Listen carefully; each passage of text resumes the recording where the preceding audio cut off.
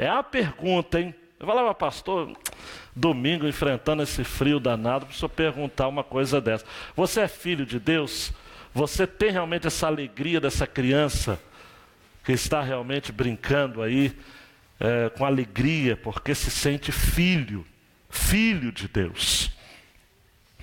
João capítulo 1, versículo 12 vai dizer: todos quantos receberam, deu-lhes o direito de se tornarem filhos de Deus, a saber, os que creem no seu nome.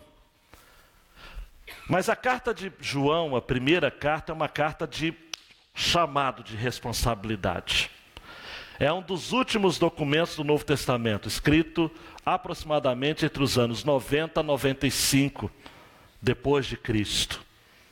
Aquilo que havia sido profetizado por Paulo em 1ª e 2ª Tessalonicenses, por Pedro na segunda carta, por Judas na sua epístola, por Paulo a Timóteo em 1ª e 2ª Timóteo, já era realidade, apostasia geral, o mal reinando na igreja, um desvio moral, social e doutrinário. A primeira carta de João é uma carta de apelo para que, de fato, a fé dos crentes passasse por 3 testes, rapidamente. Primeiro, o teste moral, capítulo 1 e 2. A palavra-chave é caminhar na luz. Deus é luz e nele não há treva alguma. Se dissermos que temos comunhão com Ele, estou lendo o verso 6 do capítulo 1. E andarmos nas trevas, mentimos e não praticamos a verdade. Mas se andarmos na luz, assim como Ele está na luz, temos comunhão uns com os outros, e o sangue de Jesus, seu Filho, nos purifica de todo pecado. O teste moral, o teste para ver de fato se os valores do Evangelho estão vívidos no coração dos crentes, sobretudo os crentes que estavam debaixo da influência dos falsos mestres. Não quero chatear vocês, mas os gnósticos. E haviam várias seitas entre os gnósticos. Uma que dizia que Jesus havia vindo apenas em aparência de homem. Ele não era homem, encarnado. Ele não se fez carne. Eram os docetistas, nada a ver com doce, né? Mas do grego dokai, que é parecer. E havia os seguidores de Cerinto, não confunda com Corinto, mas Cerinto, que era um homem que ensinava que Jesus era um homem normal até o batismo. No batismo, Deus veio sobre ele, ele ficou um homem possuído por Deus, um ser divinizado. E perto da cruz, antes de Jesus ir para a cruz, Deus simplesmente, presta atenção, deu fora, deixou Jesus numa pior, e o homem Jesus apenas é que foi para a cruz. E entre outras doutrinas equivocadas desse sujeito chamado Cerinto. Então a igreja está enfrentando essa avalanche. Paulo vai escrever aos Colossenses sobre a heresia gnóstica. Tudo bem que em Colossos havia alguns detalhezinhos ali bem originais. As cartas de Paulo a Timóteo, 1ª e 2ª Timóteo. Tito também menciona alguma coisa, por conta de falsos mestres na igreja. E 1 João, e 2 João, 2 Pedro e Judas. Então essas doutrinas estranhas estavam ali no seio da igreja. Então o primeiro teste, o teste moral. Segundo teste, que a gente vai começar hoje, nos capítulos 3 e 4, é o teste social. O que significa o teste social? A igreja está caminhando em amor? O crente tem amor? O crente está vivendo o amor? O crente está realmente praticando o amor? Dentre tantos versos taxativos e centrais, eu vou ler apenas o 4:20. Se alguém diz, eu amo a Deus e odeia seu irmão, é mentiroso. Pois quem não ama seu irmão a quem viu, não pode amar a Deus a quem não viu. Então, o amor é a chave, é a identidade do cristão. O que distingue o cristão, olha para mim por favor, adolescente, jovem, irmão, irmã. O que distingue o cristão não é a sua roupa, não é o seu linguajar, não é o fato de pertencer a uma igreja evangélica. Hoje a pergunta que se faz é: você é evangélico? Até o diabo responderia que sim. Né? E ele é mais evangélico do que muitos evangélicos. Os demônios creem e estremecem. Tá? Mas a pergunta é: você é filho de Deus? Aí a pessoa responde: sim. Então você ama o seu próximo como a você mesmo? Porque quem não ama o seu próximo que vê, não pode amar a Deus que não vê. E João vai dizer: nós amamos porque Deus nos amou primeiro. Muito bem. E o último teste, que é só o capítulo 5, é o teste teológico. A igreja, o crente está caminhando na fé, né? E o verso-chave é o 5:7. 5:4. Pois todo o que é nascido de Deus vence o mundo. E essa é a vitória que vence o mundo, a nossa fé. E o modo como a carta termina, né? Guardai-vos dos ídolos. Né? Quem tem fé em Deus, abre mão de toda a idolatria que está no coração, a idolatria do coração. Tá ok?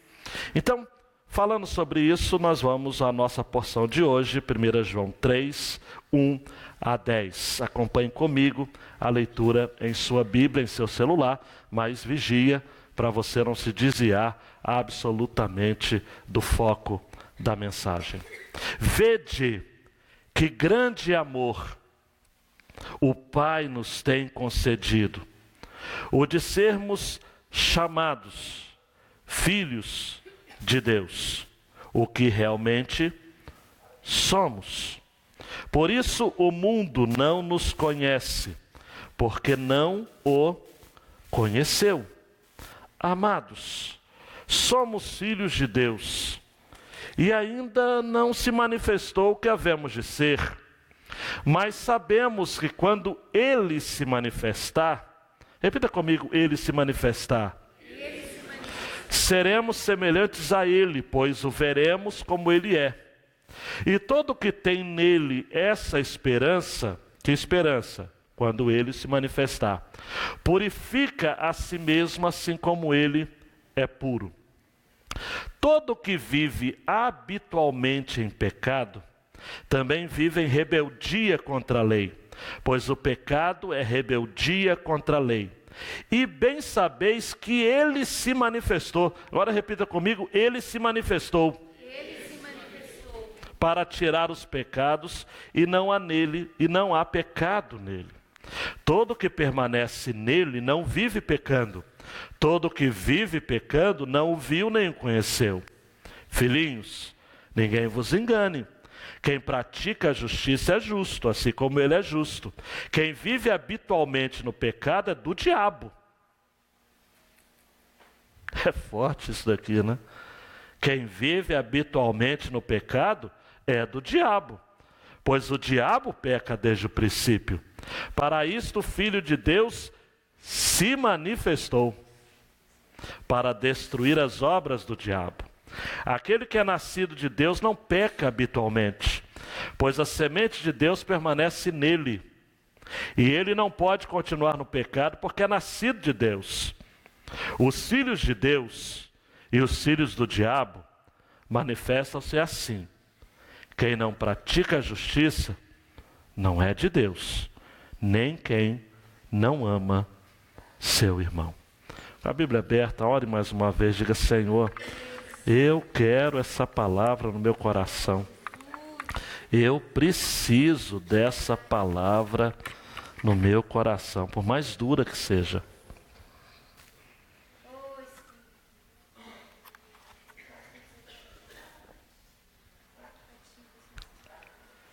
Por favor, Deus, fale ao coração da igreja, nos confronte, no nome de Jesus. Amém. Fato é, meus amados, minhas amadas, que nós vivemos um tempo de apostasia na igreja, como o tempo de João. Uma apatia generalizada. Os crentes estão cada vez mais parecidos com os ímpios, vivendo como os ímpios. Nós necessitamos de um avivamento no nosso meio. Deixou de ser uma opção. Nós precisamos orar como Abacuque. 3:2. Aviva a tua obra no meio da gente.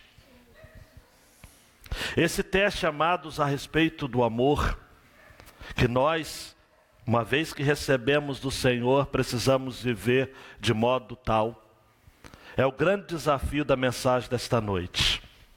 A grande ideia, o resumo desta sessão, dando um clique, é essa. Somos filhos de Deus quando demonstramos ao mundo nosso pertencimento a Jesus. E isso de todo o coração. A divisão desse texto é clássica e fácil. 1 a 3 nós temos o nosso chamado, ser filhos de Deus. E 4 a 10 a implicação desse chamado, a nossa implicação. Temos que vencer o pecado. Não podemos viver no pecado. No domingo passado eu citei de memória um trecho da primeira pergunta do Catecismo de Heidelberg, 1563. Qual é o seu único fundamento na vida e na morte? A resposta é: o meu único fundamento é meu fiel Salvador Jesus Cristo. A Ele pertence em corpo e alma, na vida e na morte. Não pertence a mim mesmo. Com o seu precioso sangue Ele pagou por todos os meus pecados e me libertou de todo o domínio do diabo.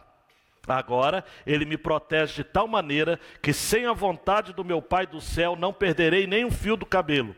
Além disso, tudo coopera para o meu bem. Por isso, pelo Espírito Santo, Ele também me garante a vida eterna e me torna disposto a viver para Ele daqui em diante de todo o coração. Essa pergunta que era decorada pelos cristãos no século XVI, a partir da Alemanha, Catecismo de Heidelberg, ainda é a nossa declaração de fé. O único fundamento que temos na vida e na morte é isso: pertencemos a Jesus. Pronto, acabou. Pertencemos em corpo, pertencemos em alma, na vida e na morte. Nós não pertencemos a nós mesmos. Não nos salvamos, nós somos salvos. Não nos alcançamos, nós fomos alcançados. Não nos protegemos, é Ele quem nos protege. Sem a vontade do nosso Pai, nem um fio de cabelo sequer da nossa cabeça é perdido. Tudo coopera para o nosso bem. Ele nos garante através do Espírito Santo a vida eterna e nos torna disposto a viver para Ele, a obedecê-lo e a honrá-lo sempre.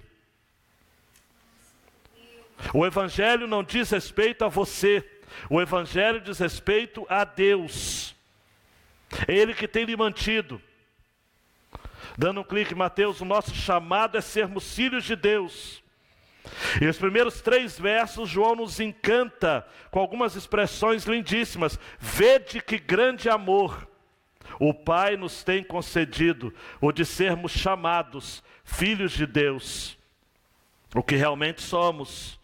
Por isso o mundo não nos conhece. Você que estranha o fato de que o mundo não lhe valoriza, você que vez por outra reclama de que você está sendo alvo de algum tipo de achincalhamento moral, de perseguição, não se surpreenda, o mundo não nos conhece, porque não conheceu a Ele, ao próprio Deus.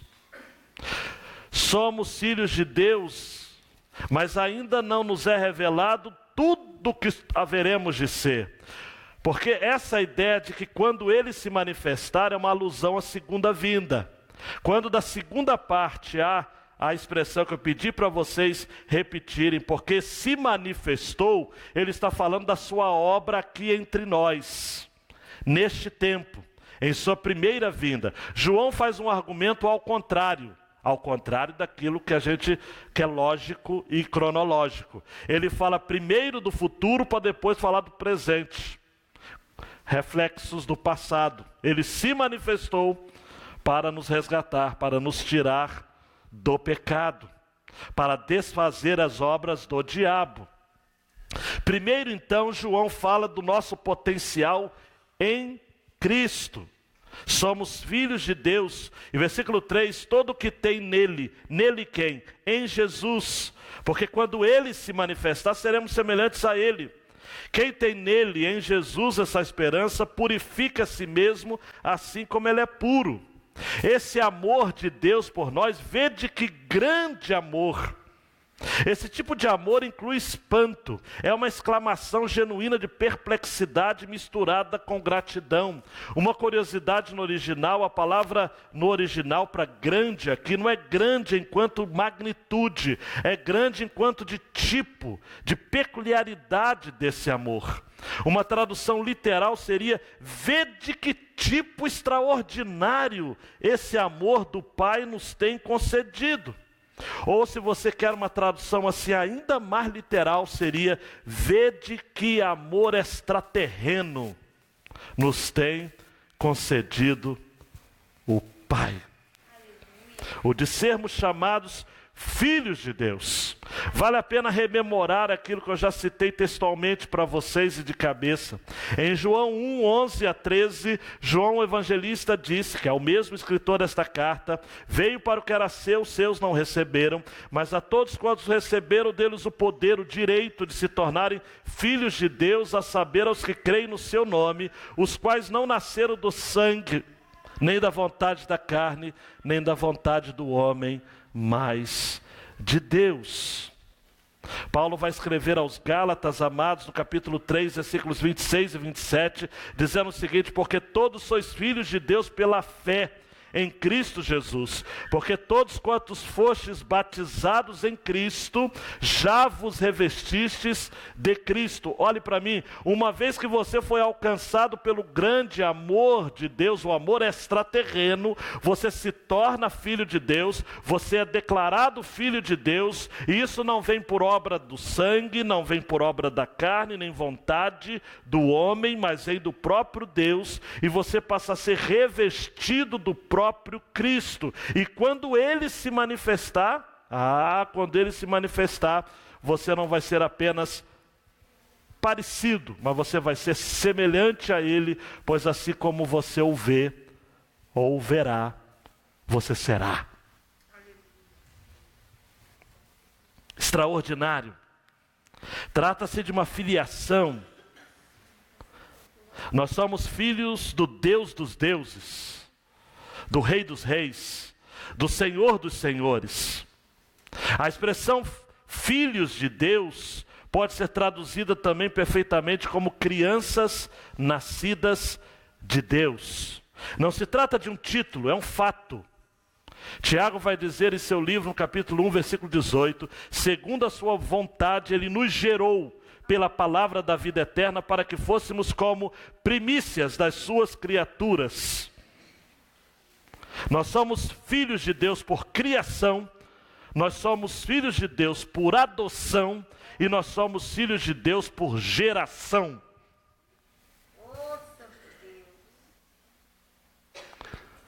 Ser filho de Deus não é algo apenas no presente, mas é algo que fora feito no passado, no presente, e tem desdobramentos para o futuro. Jesus é o Filho unigênito do Pai, é o único gerado dele. Mas eu e você somos filhos por adoção. E através da palavra da verdade, porque é o que diz Tiago, segundo a sua vontade, ele nos gerou pela palavra da verdade. E Pedro vai dizer que, como crianças recém-nascidas, nós devemos desejar afetuosamente o puro leite espiritual, para que por meio dele estejamos crescendo. Aleluia. Santo é o teu nome. Por isso que nós não somos conhecidos pelo mundo, porque nós somos extraterrenos. Não vou dizer para você falar para o pessoal que está do seu lado, vai ser algo chato, você é um extraterreno. Por quê? Porque esse amor extraordinário nos alcançou. O mundo não nos conhece porque não conheceu a Jesus, e o nosso destino está atrelado ao dele. Ah, pastor, mas isso onde tem mais na Bíblia? Romanos 8,17. E se somos filhos, se nós somos filhos, somos logo herdeiros também, herdeiros de Deus e co-herdeiros de Cristo, se é certo que com ele padecemos, para que também com ele sejamos glorificados. O Atmani é um cristão chinês dos anos 50, e ele tem modos assim bem particulares de explicar algumas doutrinas bíblicas. Num dos seus livros ele fala o seguinte: o fato de estarmos em Cristo, ele pode ser exemplificado pelo fato de eu pegar uma folha qualquer, não é? Um documento qualquer, um bilhete qualquer, e eu colocar dentro de um livro. E a partir do momento que aquele documento, que aquela nota, que aquele bilhete está dentro do livro, se eu jogar esse livro para a direita, aquele bilhete vai junto. Se eu jogar para a esquerda, aquele bilhete vai junto. Se eu jogar para frente, aquele bilhete está junto. Se eu jogar para trás, aquele bilhete está junto. Nós estamos em Jesus. Com Ele padecemos e com Ele seremos glorificados. Se você crê, amados, olha para mim, de que Jesus, um dia se manifestará na sua segunda vinda e nos chamará e reunirá para si os seus eleitos dos quatro cantos da terra. Se você crê que isso é uma realidade, isso tem que gerar confiança no seu coração quando ele se manifestar.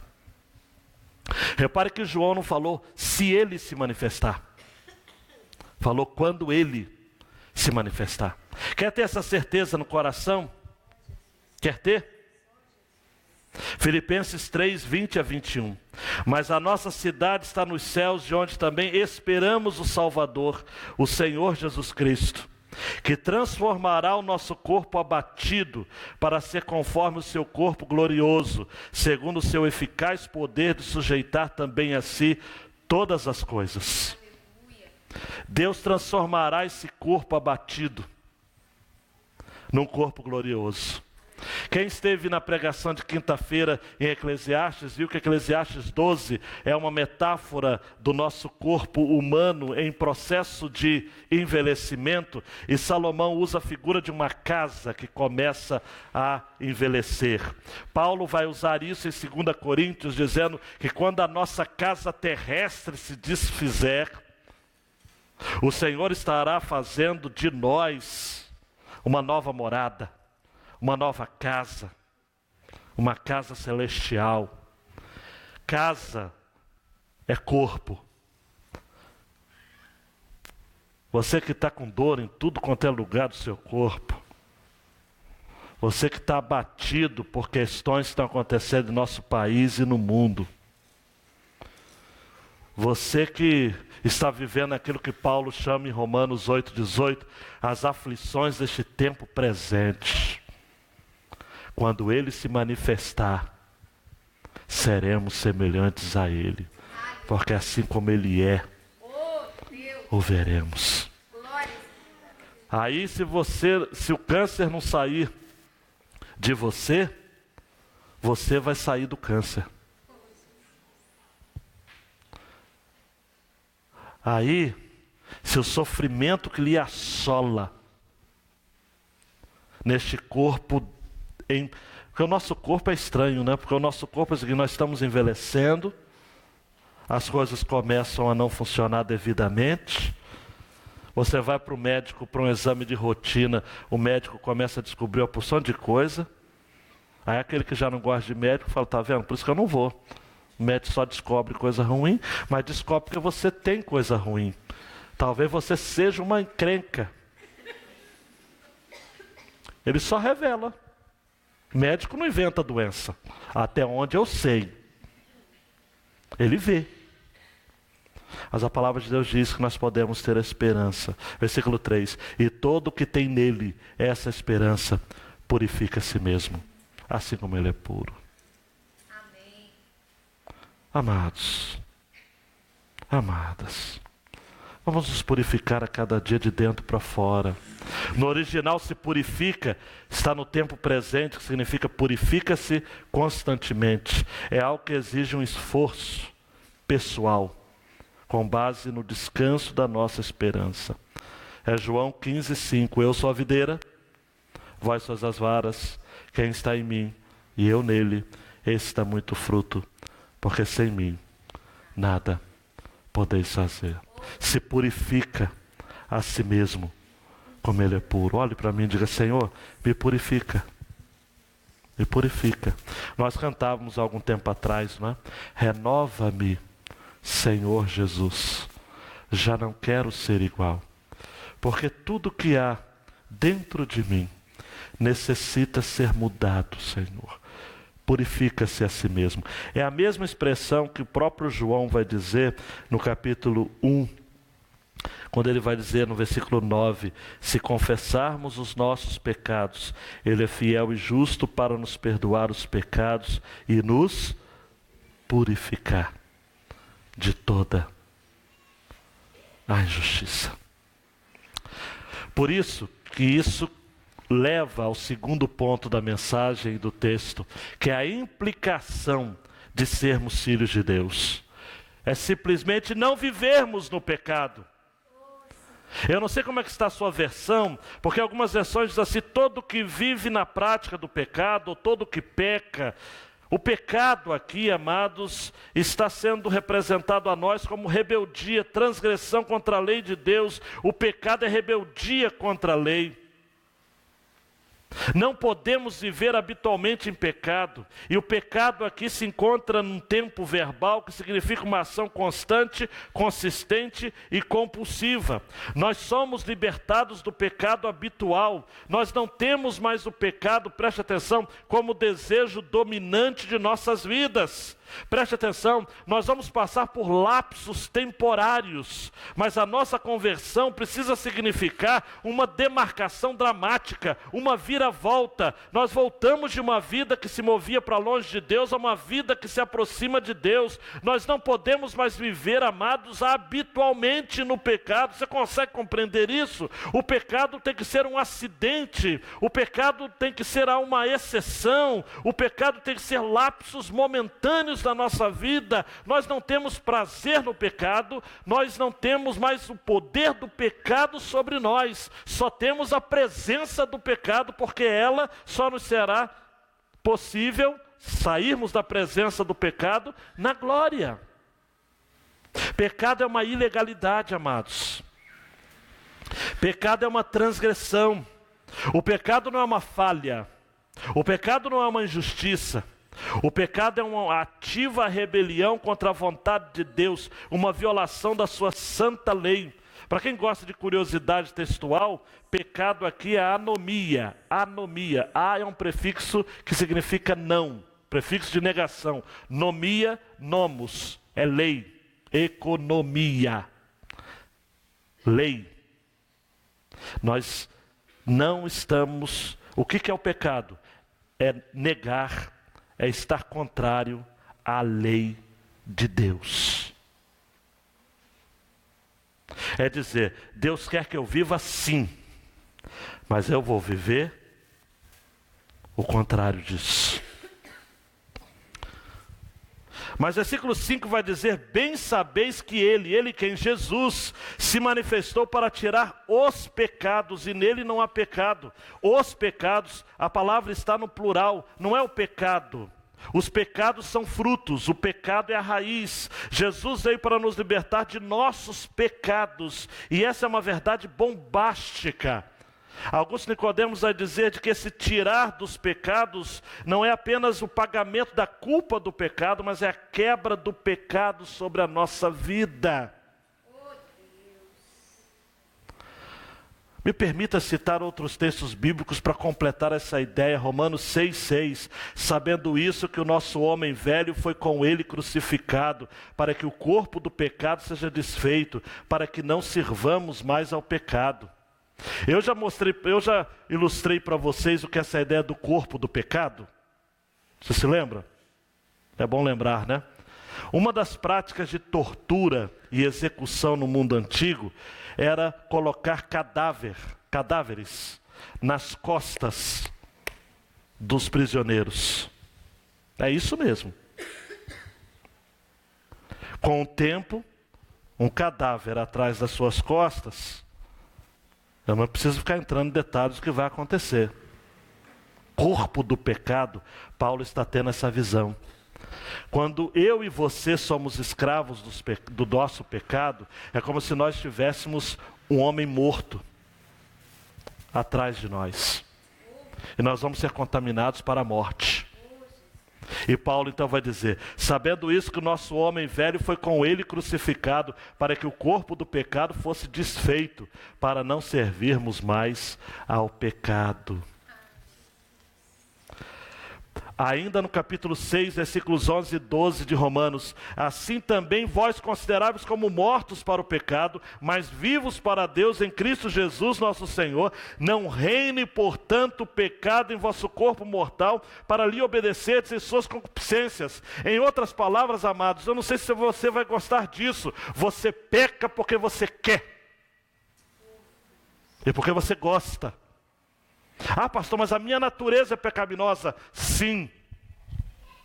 Eu peco porque eu sou inclinado a pecar. Sim, mas você é responsabilizado pelo seu pecado, porque o corpo do pecado já foi desfeito.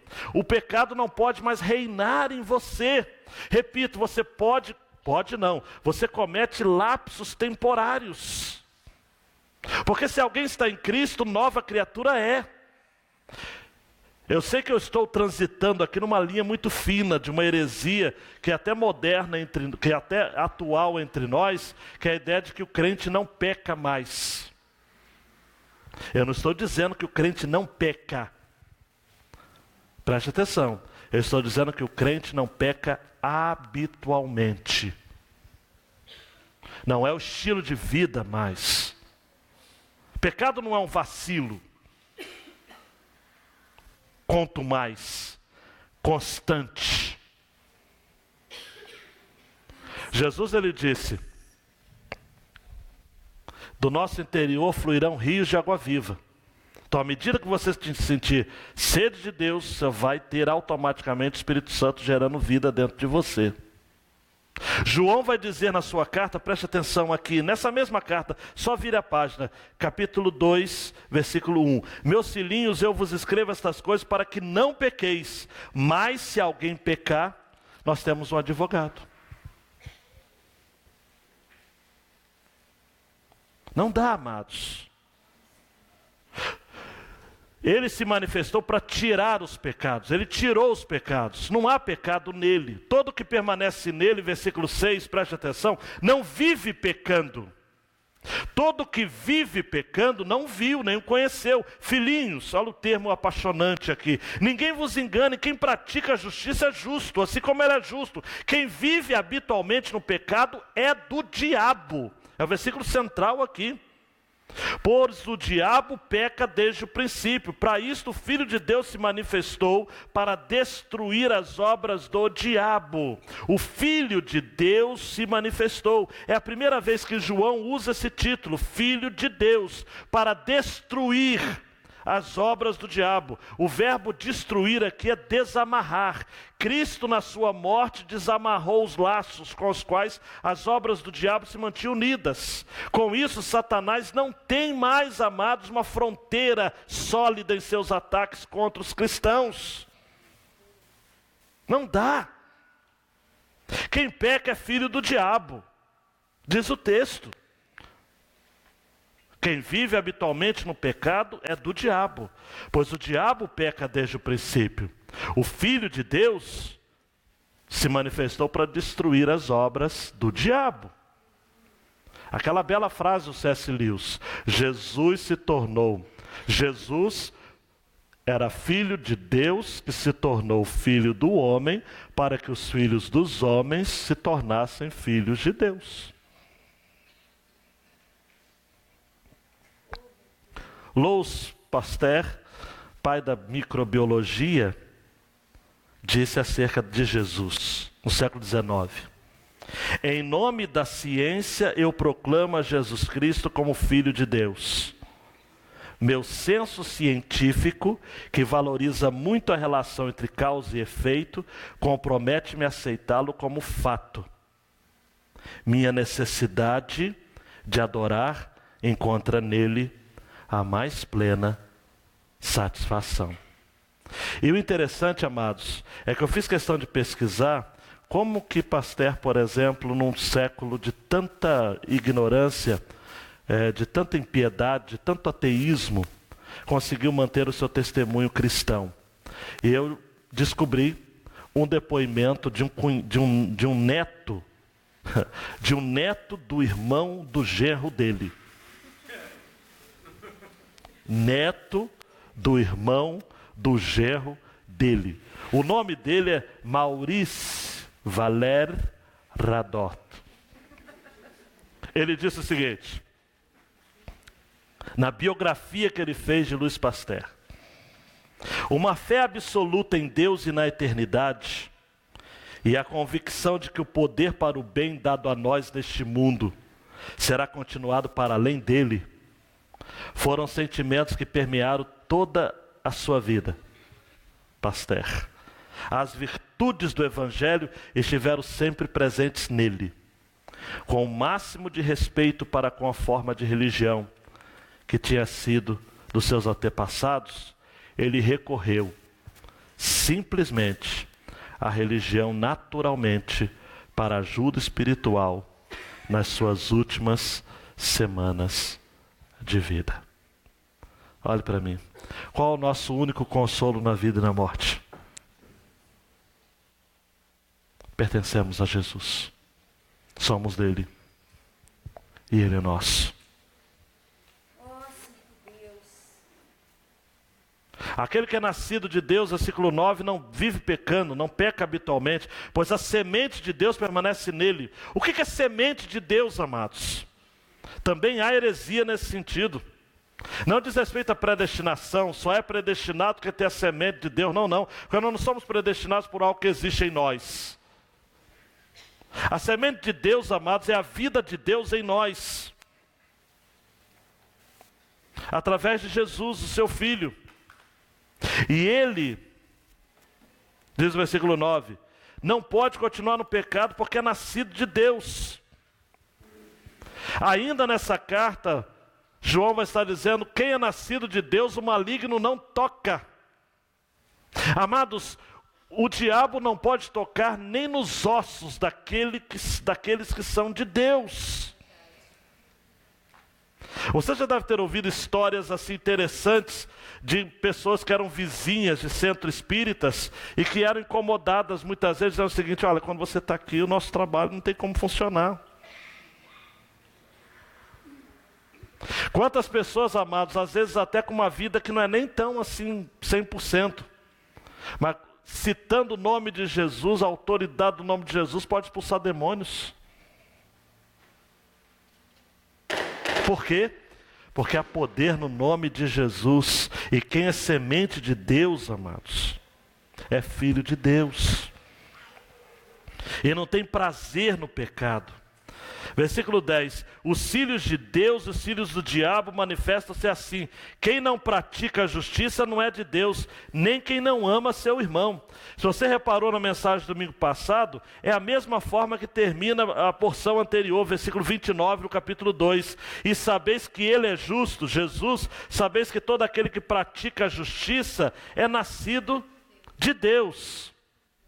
Preste atenção, Satanás é um rebelde, amados. Cristo é o Filho de Deus, obediente. Cristo é Deus e se tornou servo. Satanás era um servo e quis ser Deus. Satanás é quem peca desde o começo da sua carreira. Cristo veio para destruir as obras do diabo. Quem permanece no pecado não é de Deus, porque toda vez que um filho de Deus peca, ele está se levantando contra Cristo e ele está mostrando que não entende ou não dá o devido valor ao que Jesus fez por ele na cruz.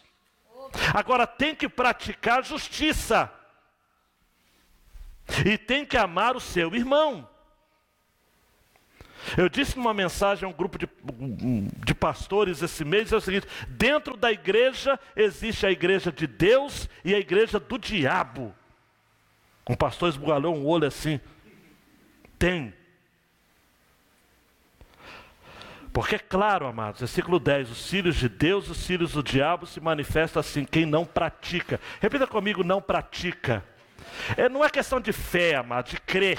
Não é questão de fé, não, é questão de fé. Mas não é questão de acreditar, de crer, de confessar, de cantar. Essa geração gospel idiotizada, mimetizada, que repete comportamentos, que canta porque está todo mundo cantando, que se veste como todo mundo, coloca uma camisa escrito fé, mas nunca teve fé em coisíssima nenhuma. Não tem vida, não tem caráter. Tem que praticar justiça. Mas cristianismo não é algo que você crê apenas. É sobretudo aquilo que você pratica. Jesus falou e João registrou: aquele que me ama guarda os meus mandamentos.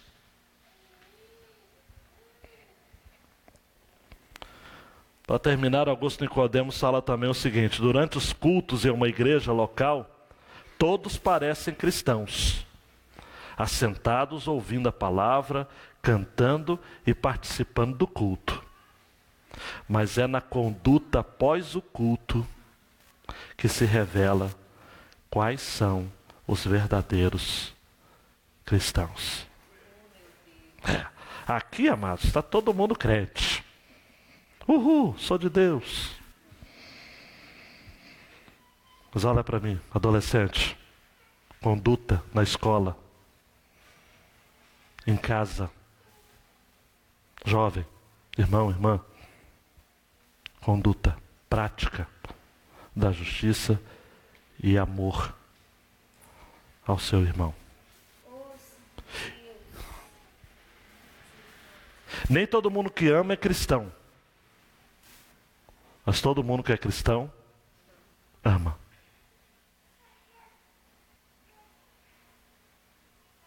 É a nossa marca, a prática da justiça. Quero terminar com algumas exortações aqui, aplicações, e quero que você, por favor, guarda isso no seu coração. Ser filho de Deus é um presente de um Deus generoso, que insiste em nos amar incondicionalmente. Não há nada que você possa fazer para Deus lhe amar mais. Não há nada que você possa fazer para Deus lhe amar menos. Ele ama. Vede que grande amor. Grande não é tamanho, já disse, mas vou repetir. É grande em termos de peculiaridade. É um amor peculiarmente extraterreno, estranho. Vede que amor estranho também cabe no original. Diferente. Único. Apocalipse vai dizer, em capítulo 21, versículo 7, quem vencer herdará todas as coisas, e eu serei seu Deus, ele será meu filho. Preste atenção, olhe para mim, existe ainda algo acerca da nossa filiação com Deus que não nos foi revelado ainda plenamente. Tá? Somos filhos de Deus. Criação, adoção, geração. Mas existe ainda algumas particularidades que nós não alcançamos ainda. Mas aquele que vencer, diz Apocalipse, aquele que vencer,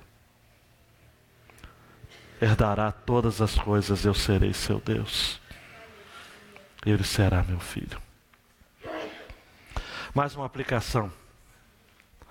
Nós não temos de ser conhecidos no mundo, mas nós temos de ser conhecidos no céu e temidos no inferno. Estou pegando essa ideia do Leonardo Ravenhill. O mundo não nos conhece, porque nós não somos deste mundo. Tem gente que fala, mas pastor, por que a vida cristã é tão difícil? Porque o mundo não foi forjado para o cristão. O mundo foi feito para o diabo. O mundo hoje, como está de acordo com o diabo. O mundo jaz no maligno. O mundo não foi feito para o diabo, mas se tornou para ele por conta do pecado. Por isso que chegará um tempo que o Senhor vai criar novos céus e nova terra. Por isso que nós sempre, a gente fala assim, pastor, eu nunca me sinto confortável no mundo. Parece que eu não sou daqui. Ah, parece. Parece que você não é daqui. C.S. Lewis fala também sobre isso, né? Se existe alguma carência em você, alguma necessidade que não pode ser suprida por nada neste mundo, é sinal de que não foi para este mundo que você foi criado. Perigoso é quando você se sente muito à vontade no mundo. Eu adoro o mundo, eu quero experimentar o mundo, eu quero viver o mundo. Paulo vai dizer aos Romanos, né? 8,14, porque todos que são guiados pelo Espírito de Deus, estes são filhos de Deus. E o versículo 15, porque não recebestes o espírito de escravidão para outra vez estardes em temor, mas recebestes o espírito de adoção de filhos, pelo qual clamamos, Abba, Pai. Eu disse, mas é importante repetir mais uma aplicação, queridão. O pecado em nossa vida não pode ser constante, tem que ser um acidente. Quem vive no pecado é filho do diabo. E eu quero reforçar isso com aquilo que Jesus disse, João 8,44. Vós tendes por pai ao diabo, e quereis satisfazer os desejos de vosso pai. Ele foi homicida desde o princípio, não se firmou na verdade, porque não há verdade nele. Quando ele profere mentira, fala do que lhe é próprio, porque é mentiroso e pai da mentira. O diabo peca desde o princípio. O diabo é a única criatura que não tem, nunca teve, absolutamente nada de bom. Ele é o diabo. Ele peca desde o princípio. Você aprendeu a pecar com ele. Já nasce pecador, porque as transgressões, a capacidade de fazer o mal está dentro de você, a potencialidade para o mal. É aquilo que a gente chama de corrupção herdada. O Wayne Grudem vai chamar de corrupção herdada. E os teólogos medievais chamavam de pecado original. Essa inclinação para o mal. Mais uma vez filhos de Deus, temos a semente de Deus. Isso não nos torna divinos, mas ainda mais humanos. A pessoa regenerada, Matthew Henry vai dizer, não pode pecar como pecava antes de nascer de Deus, nem como pecam outros que não são nascidos de novo, porque existe uma luz em sua mente que lhe mostra o mal e a malignidade do pecado. Olhe para mim, o pecado precisa te dar desgosto. O pecado precisa provocar em você aquilo que provocou em Davi, que ele vai escrever nos Salmos 50 e 32. Enquanto eu calei, consumiram-se os meus ossos, pelo meu bramido durante o dia. Salmos 32. E no Salmo 51 ele diz o seguinte: cria em mim, ó Deus, um coração puro, renova dentro de mim um espírito inabalável. O pecado precisa gerar desgosto, o pecado precisa gerar descontentamento, o pecado precisa gerar angústia. O pecado precisa lhe deixar para baixo. Pequei, como filho pródigo, pequei contra o céu e perante ti, já não sou digno de ser chamado teu filho, me trate como um dos seus empregados. O pecado, amados, precisa lhe dar essa consciência de que você precisa ir para o Pai. Não se acostume com o pecado. Não tenha o pecado como um animal doméstico. Não tenha o pecado como sendo algo natural, porque não é. Pare com isso que todo mundo peca e eu vou pecar também. Não, o pecado é algo, amados e amadas, que nos desconcerta. O pecado nos desqualifica, o pecado nos desumaniza, o pecado nos arrebenta, o pecado nos deprime, o pecado nos entristece, porque entristece o próprio Deus. Não entristeçais o Espírito, na qual fostes selados para o dia da redenção. Amados e amadas, o que temos nas Escrituras é para vencermos o pecado. Eu, meus filhinhos, essas coisas os escrevo para que não pequeis. 1 João 2,1. Não peque. Vença o pecado.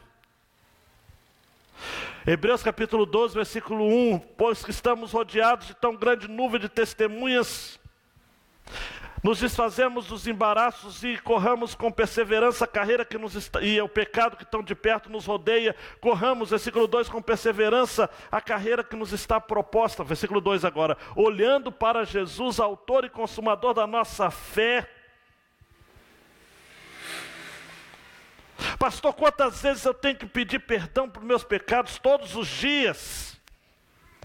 Pastor, quando que eu tenho que lutar contra o pecado? Todos os dias. É o pecado que tão de perto nos rodeia, ou numa versão que eu gosto mais, o pecado que tenazmente nos assedia.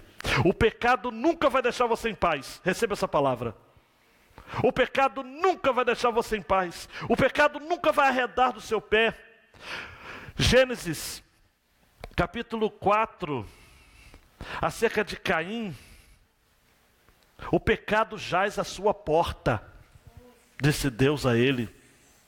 Você tem que dominá-lo, porque senão ele vai dominar você. O pecado jaz à sua porta. A ideia no original hebraico para o pecado jaz na sua porta é como um monstro, uma cobra venenosa, um animal peçonhento que fica atrás da porta esperando você chegar para lhe dar o bote. O pecado faz isso. O pecado não brinca.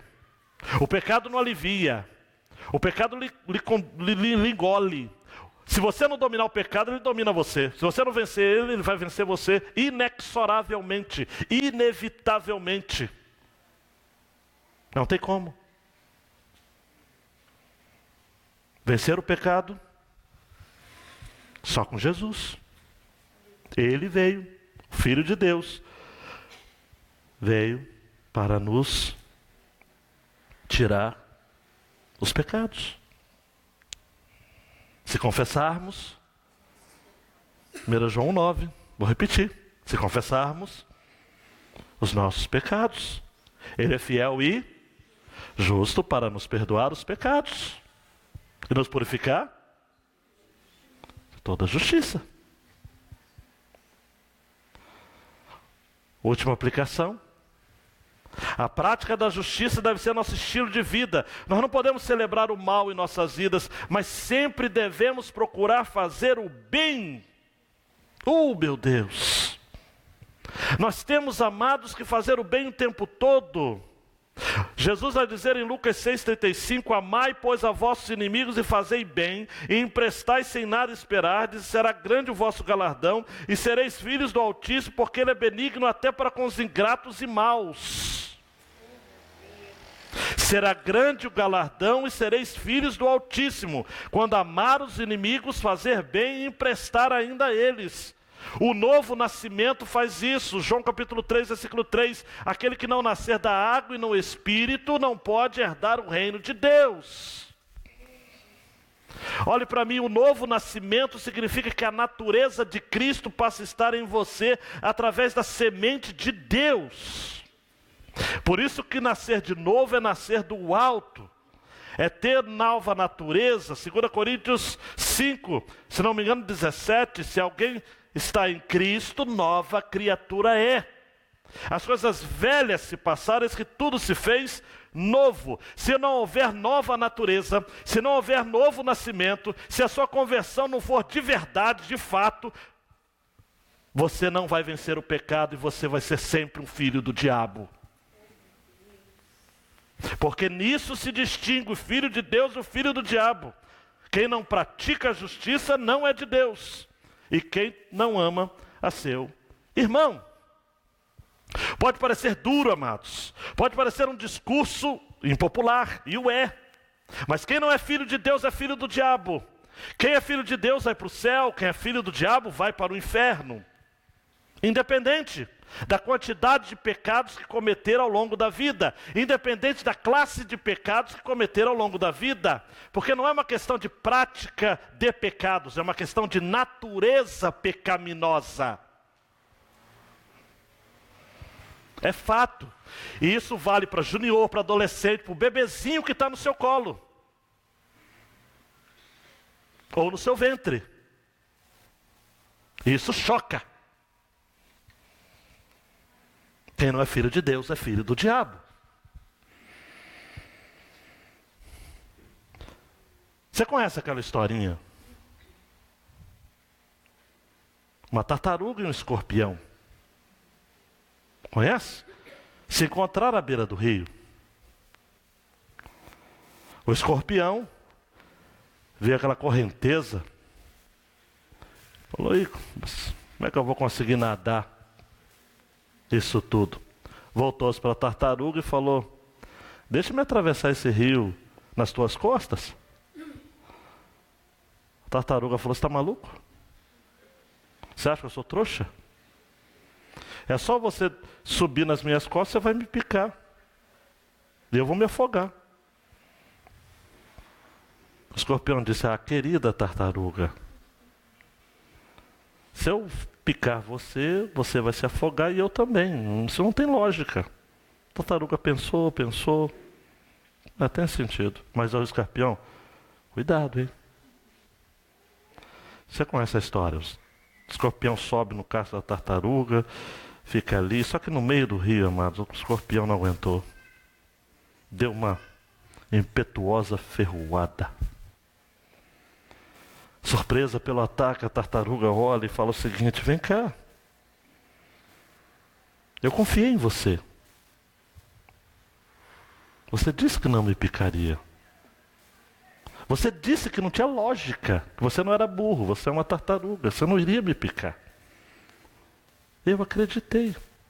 Mas agora eu estou morrendo e você vai morrer também, você não sabe nadar. Por que você fez isso? O escorpião teria respondido, é a minha natureza.